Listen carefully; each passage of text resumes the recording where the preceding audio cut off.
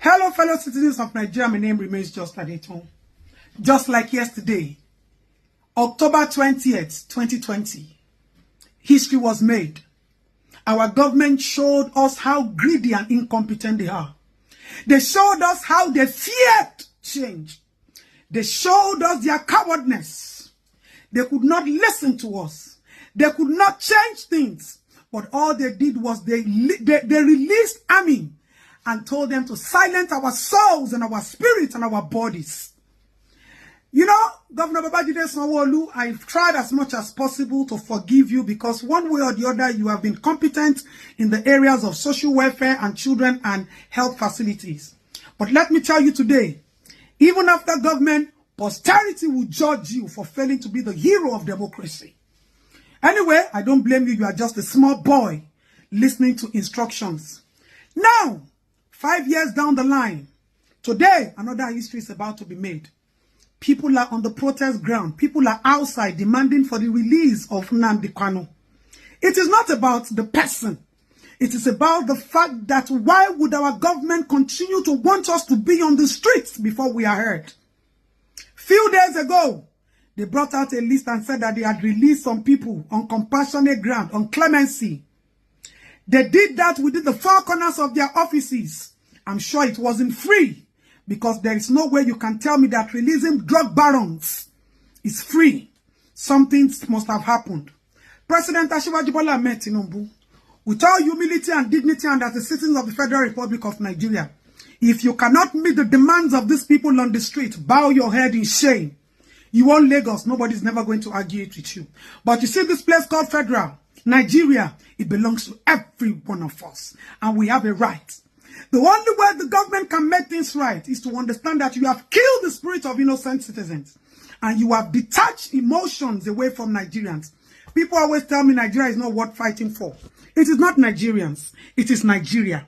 There are two different things. Nigerians are different from Nigeria.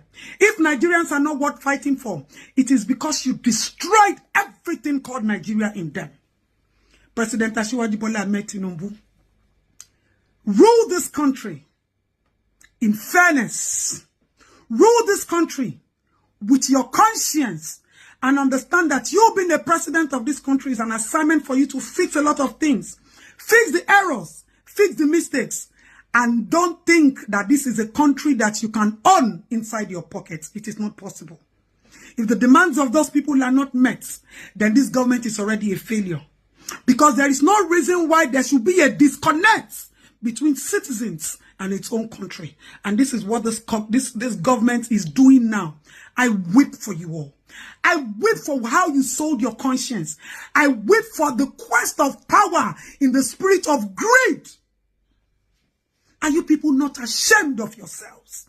Are you people not ashamed that you will come on social media and say that citizens are abusing you and they are insulting you? You can hear the insult, but you cannot feel their pains. What more do we call this government than call it a government of shame and incompetence? A government that people have to come on the street to demand for what they think is equity, equitable distribution of justice and compassion?